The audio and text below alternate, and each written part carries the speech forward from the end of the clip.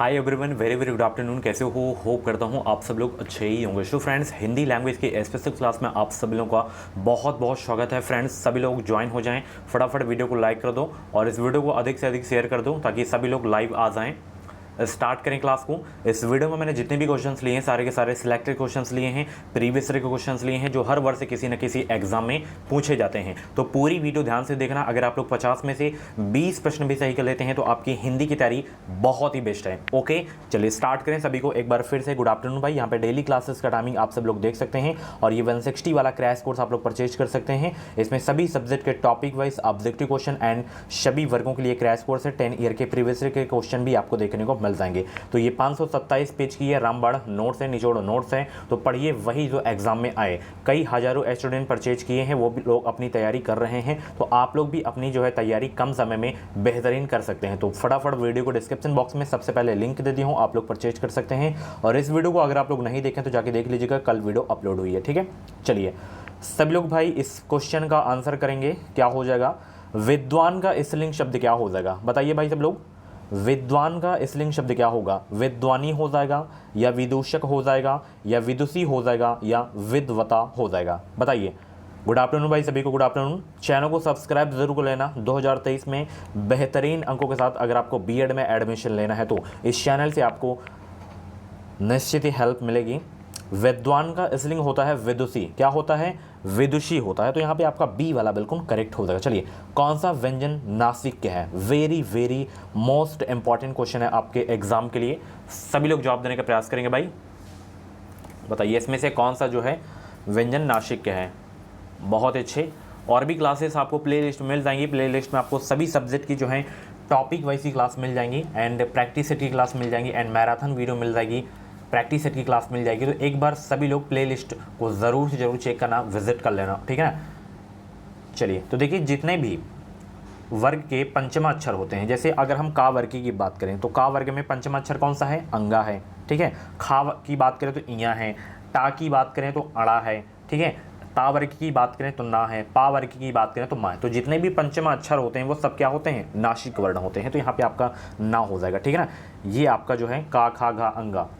अगर उच्चारण स्थान की बात करें तो का उच्चारण स्थान आपका जो है कंठ से हो जाएगा, खा का भी हो जाएगा। धा का किससे होगा? दंत से होगा। ठीक है ना? चलिए, अंतः से व्यंजनों की संख्या अगर पूछे तो 4 होती है, या रा ला वा। और उष्ट व्यंजन आपके 4 होते हैं, तीनों शाह होते हैं और हा होते हैं। तो इनको याद रख लेना। ठीक है। इस पर से व्यंजन पूछे तो 25 होते हैं, काव से पा वर्ग तक। ठीक है। चलिए, वर्तनी की दृष्टि से सही शब्द कौन सा है? यानी कि शुद्ध शब्द आपको इसमें बताना है कौन सा शुद्ध शब्द है। सभी लोग भाई जवाब देंगे। इसमें शुद्ध शब्द कौन सा है? ये आपका अशुद्ध है। ठीक है ना? ये भी आपका अशुद्ध है, ये भी अशुद्ध है। शुद्ध शब्द आपका ये है आशीर्वाद। ओके, चलिए भाई अगला प्रश्न। निम्नलिखित में से कौन सा शब्द जो है वायु का पर्यायवाची नहीं है? बताइए इसमें वायु का पर्यायवाची कौन सा नहीं है? 54 का जवाब देने का प्रयास करेंगे। तो यहाँ पे वात आपका वायु का पर्यायवाची है, मारुत आपका है, अनिल है। ठीक है ना?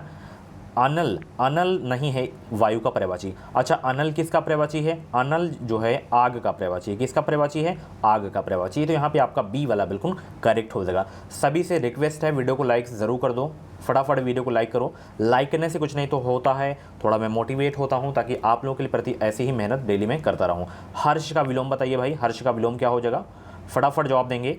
हर्ष का विलोम क्या होगा? विषाद, करुणा, खुशी या रुदन? बताइए हर्ष का विलोम क्या होगा? बहुत अच्छे।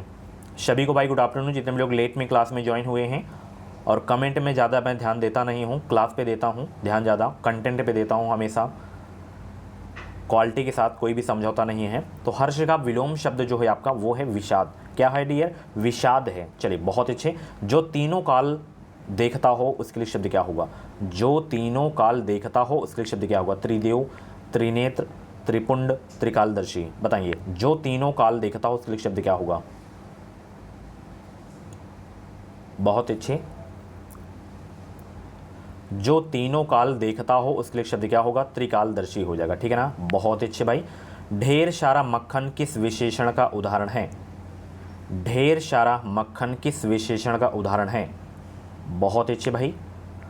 अगर आप लोग मेरी हिंदी की टॉपिक वाइज वाली क्लासेस नहीं देखे हैं तो प्लीज़ जाके देख लेना, बहुत ही ज़बरदस्त क्लास हुई हैं। ढेर सारा मक्खन किस विशेषण का उदाहरण है? ये जो है अनिश्चित परिणामवाचक विशेषण का उदाहरण है। जितने भी बच्चे यहाँ पे डी जवाब दिए उनका आंसर बिल्कुल सही हो जाएगा, ठीक है। चलिए, किसी शब्द के पूर्व लगाकर उस शब्द का अर्थ बदल देते हैं या उसमें विशेषता उत्पन्न कर देते हैं, क्या कहलाता है? उपसर्ग कहलाता है, सर्वनाम कहलाता है, या प्रत्यय कहलाता है, या समास कहलाता है? वेरी गुड भाई, सभी लोग जवाब देने का प्रयास करेंगे, फटाफट आंसर देंगे, गोली की रफ्तार से उत्तर दिया करें आप लोग। चलिए, किसी शब्द के पूर्व लगाकर उस शब्द का अर्थ बदल देते हैं या उससे में विशेषता उत्पन्न कर देते हैं, क्या कहलाता है? फटाफट आंसर करेंगे। देखिए, जैसे अपमान, सॉरी 1 मिनट, जैसे मान है तो मान में अगर हम अप लगा दिए तो अप इसमें उपसर्ग हो गया, इसका अर्थ बदल गया, अपमान हो गया, तो यहाँ पे उपसर्ग हो जाएगा। किसी शब्द के पूर्व लगाकर उस शब्द का अर्थ बदल देते हैं, उसमें विशेषण उत्पन्न कर देते हैं, वो कहलाता है क्या? उपसर्ग। प्रत्यय लास्ट में लगता है, ये भी आपको याद रखना है, ठीक है। चलिए, प्रत्यय उपसर्ग की स्पेशल क्लास में लिया हूँ, एक बार विजिट कर लेना प्लेलिस्ट को। किसी गुण, दशा, स्वभाव या कार्य का बोध कराने वाले शब्द कहलाते हैं क्या? व्यक्तिवाचक संज्ञा, जातिवाचक संज्ञा, भाववाचक संज्ञा, समूहवाचक संज्ञा। 59 का जवाब दीजिए, फटाफट आंसर करेंगे भाई। किसी गुण, दशा, स्वभाव या कार्य का बोध कराने वाले शब्द कहलाते हैं क्या? भाववाचक संज्ञा कहलाते हैं। क्या कहलाते हैं? भाववाचक संज्ञा कहलाते हैं, ठीक है। वेरी गुड भाई। चलिए, अनुराग के फल खरीदने में कौन सी क्रिया है? अकर्मक, सकर्मक, प्रेरणार्थक, सहायक। अनुराग के फल खरीदने में कौन सी क्रिया है? वेरी गुड भाई, 60 का जवाब देने के प्रयास करेंगे। दिए गए वाक्य में सकर्मक क्रिया है। कौन सी क्रिया है? अनुराग के फल खरीदने में सकर्मक क्रिया है। वेरी गुड भाई। चलिए, अगला प्रश्न आपकी स्क्रीन पे आ गया है। निम्नलिखित में से एक लोकवक्ति की विशेषता है कौन? चलिए, डी वाला अच्छे से नहीं दिख रहा था, अब देखिए आप लोग फटाफट आंसर करेंगे। निम्नलिखित में से एक लोकवक्ति की विशेषता है, इसका प्रयोग प्रायः अन्योक्ति अथवा अप्रस्तुत व्यंजना के लिए होता है। डी आपका बिल्कुल करेक्ट हो जाएगा। हथेली पर सरसों उगाना मुहावरे का अर्थ क्या है? हथेली पर सरसों उगाना मुहावरे का अर्थ क्या है? परिश्रम करना, असंभव कार्य करना, बहुत अधिक प्रयत्न करना, या दृढ़ संकल्प करना। वेरी गुड भाई, फटाफट गोली की रफ्तार से उत्तर देंगे। हथेली पर सरसों उगाना मुहावरे का अर्थ क्या है?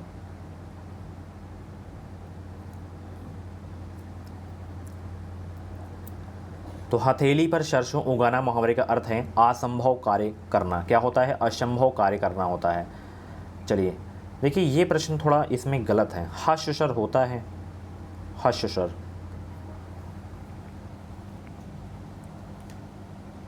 ये तो मैं फर्स्ट टाइम क्वेश्चन देख रहा हूँ तो इस क्वेश्चन में त्रुटि है। हश होते हैं, दीर्घ होते हैं।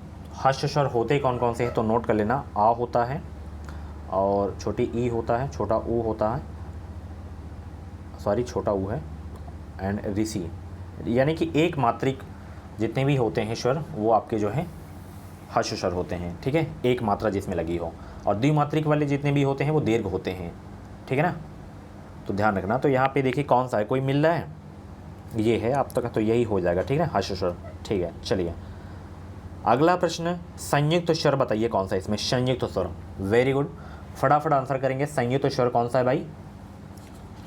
सभी लोग हर प्रश्न का जवाब जरूर दिया करें। तो संयुक्त स्वर पूछा जा रहा है, व्यंजन नहीं पूछा जा रहा है, संयुक्त स्वर बताना है आपको, ठीक है। फटाफट आंसर करेंगे। संयुक्त स्वर होते हैं 4, संयुक्त व्यंजन भी 4 होते हैं। स्वर की अगर हम बात करें तो छोटा ए हो गया, ठीक है, ओ हो गया, औ हो गया, ये चारों आपके संयुक्त स्वर हैं, ठीक है। तो यहाँ पे कौन सा है, कोई मिल रहा है? इसमें कोई नहीं मिल रहा है, ठीक है ना, ऑप्शन में इसमें गड़बड़ी हो गई है। तो चलिए, हम कोई को नहीं मानेंगे, आप लोग इसको नोट कर लीजिए। ये चारों आपके संयुक्त स्वर हैं। संयुक्त व्यंजन कौन कौन से होते हैं, कमेंट करें सब लोग। संयुक्त व्यंजन कौन कौन से होते हैं?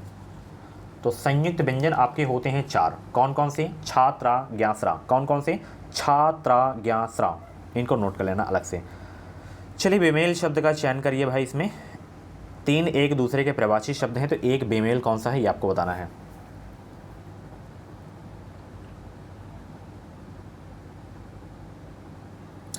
अमृत, पीयूष, सुधा, ये एक दूसरे के प्रवाची हैं। लोचन देखिए आंख का प्रवाची है, तो इसमें आपका बेमेल हो जाएगा लोचन, ठीक है। इसमें बताइए कौन सा बेमेल है? सुमन, कुसुम, चमन या पुष्प?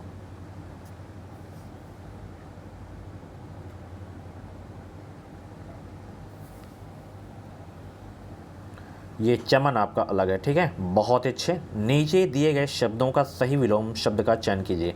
शमिस का विलोम क्या होगा? सब्सक्राइब ज़रूर कर लेना चैनल को, आगे भी आपको इसी तरह की वीडियोस मिलती रहेंगी। एग्ज़ाम के बाद का प्रोसेस क्या होता है, काउंसलिंग कैसे होती है, काउंसलिंग में कौन कौन से डॉक्यूमेंट्स लगते हैं, एडमिशन का क्या प्रोसेस होता है, ये सारी जानकारी आपको हमारे चैनल के माध्यम से मिलती रहेंगी।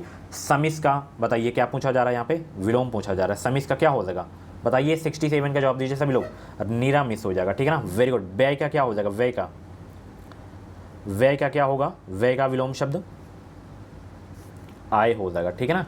चलिए इसमें आपको जो है समास बताना है। चंद्रशेखर में समास बताना है। चंद्रशेखर में कौन सा समास है? तत्पुरुष समास हो जाएगा, या कर्मधारय हो जाएगा, या द्विगु समास हो जाएगा, या बहुव्रीहि समास हो जाएगा। तो चंद्रशेखर में आपका जो समास है बहुव्रीहि समास हो जाएगा। 69 का सी आपका बिल्कुल करेक्ट हो जाएगा। रात दिन में समास बताना है, रात दिन में। द्वंद्व, कर्मधारय, द्विगु, अव्ययी भाव। समास की भी मैं क्लास लिया हूँ, स्पेशल क्लास लिया हूँ, जाके एक बार क्लास को ज़रूर देख लेना आप लोग, ठीक है। रात दिन जिसमें योजक चिन्ह लगा हो, ये गलती मत करना कि जिसमें योजक चिन्ह लगा हो द्वंद्व समास ही होगा। मैं आपको एक एग्जांपल दे रहा हूँ, जैसे भाई भाई हो गया, यहाँ पे भाई भाई, तो यहाँ पे भी योजक चिन्ह लगा है, बट दोनों ये सेम है, भाई भाई।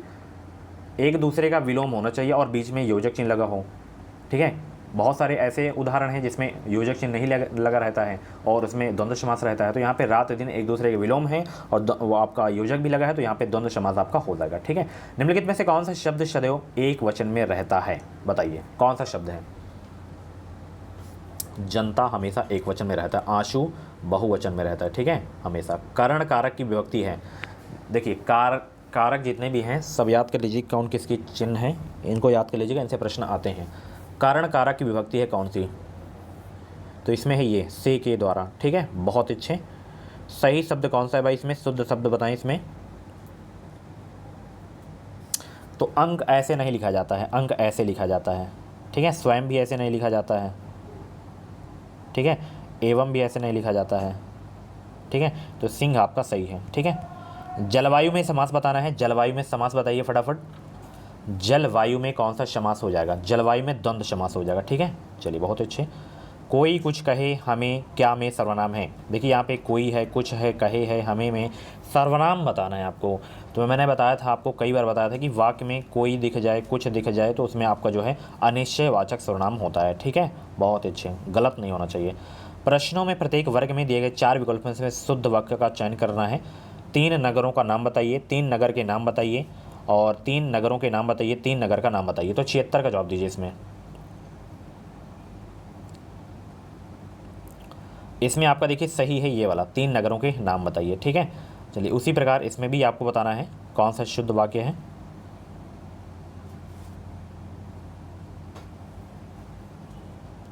मुझसे यह काम होना संभव नहीं है, ठीक है। चलिए निम्नलिखित विकल्पों में से सही संधि विच्छेद का चयन करना है। सच्चिदानंद में संधि बताना है।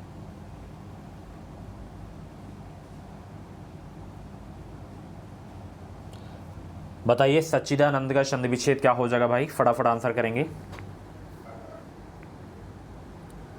सत धन चित धन आनंद हो जाएगा, और इसमें संधि पूछे तो व्यंजन संधि हो जाएगा, ठीक है। यशोदा में संधि बताना है, यशोदा में संधि बताना है, और साथ ही बताइएगा कि कौन सी संधि है इसमें। यशोदा में संधि है विसर्ग संधि, और यशः धनदा इसका संधि विच्छेद हो जाएगा, ठीक है। निम्नलिखित शब्दों के पर्यायवाची चुनिए। जैसे मछली का पर्यायवाची इसमें कौन सा है? मछली का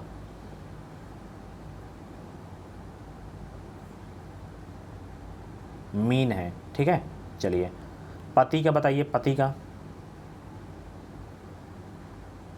आर्य हो जाएगा, ठीक है। चलिए प्रश्नों में प्रत्येक मुहावरे लोकवक्ति के लिए विकल्प दिए गए हैं, इनमें से एक उचित विकल्प का चयन कीजिए। एक तवे की रोटी क्या छोटी क्या मोटी, इसका सही अर्थ क्या हो जाएगा? एक तवे की रोटी क्या छोटी क्या मोटी।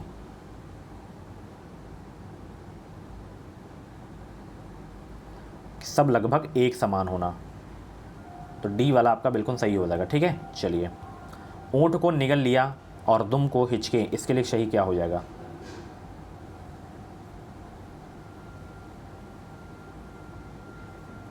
ऊँट को निगल लिया और दुम को हिचके कि बड़ी विपत्ति को स्वीकार करना और साधारण बात पर जो है संकोच करना। तो जितने भी कैंडिडेट यहाँ पे 83 का डी जवाब दिए उनका आंसर बिल्कुल सही हो जाएगा। देखिए शब्दों में प्रयुक्त तो संधि का जो है चयन कीजिए। षडानन में संधि बताना है आपको, षडानन में संधि बताना है, व्यंजन संधि हो जाएगी, ठीक है ना। बहुत अच्छे। धर्मात्मा में बताइए कौन सी संधि है, धर्म धन आत्मा, इसका संधि विच्छेद होगा तो धर्मात्मा में संधि बताना है। विसर्ग होगा या व्यंजन होगा या स्वर होगा या यण होगा, स्वर संधि हो जाएगा, ठीक है। चलिए नीचे दिए गए वाक्यांशों के लिए सही शब्द का चयन कीजिए। जिस बीमारी का ठीक होना संभव ना हो उसके लिए शब्द क्या होगा। जिस बीमारी का ठीक होना संभव ना हो उसके लिए शब्द क्या होगा, असाध्य हो जाएगा। क्या हो जाएगा, असाध्य। बहुत अच्छे। जिस पर विजय प्राप्त कर ली गई हो उसके लिए शब्द क्या होगा। जिस पर विजय प्राप्त कर ली गई हो उसके लिए शब्द क्या होगा, विजित हो जाएगा, ठीक है ना। बहुत अच्छे। दिए गए वाक्यों में रेखांकी शब्दों की शुद्ध वर्तनी का चयन करना है कि पूजनी यहाँ पे जो लिखा हुआ है अंडरलाइन नीचे है, तो ये पूजनी का शुद्ध शब्द क्या होगा। ये वाला, ये वाला, ये वाला, ये वाला, कौन सा सही शब्द है।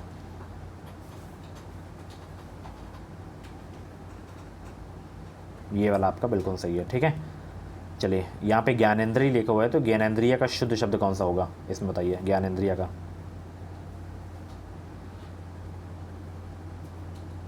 ये वाला हो जाएगा, ठीक है। चलिए यथाशक्ति में समास बताना है।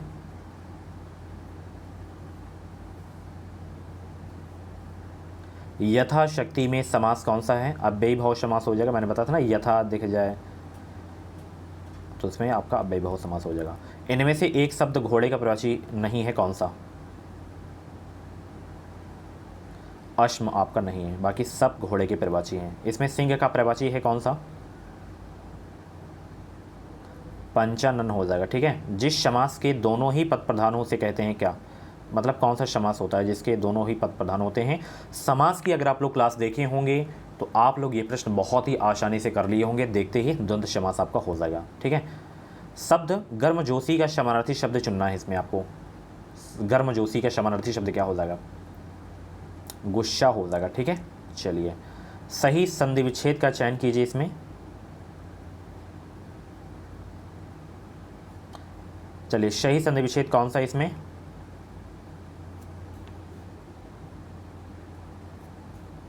ये वाला, तम धन आय, ठीक है।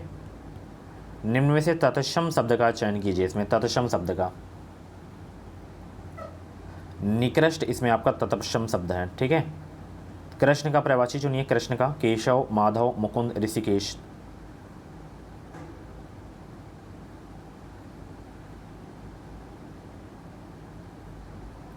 तो कृष्ण का प्रवाची शब्द इसमें है केशव। क्या है, केशव है। गीतांजलि किसकी रचना है बताएं। Very very most important question है आपके एग्जाम के लिए, फटाफट आंसर करेंगे।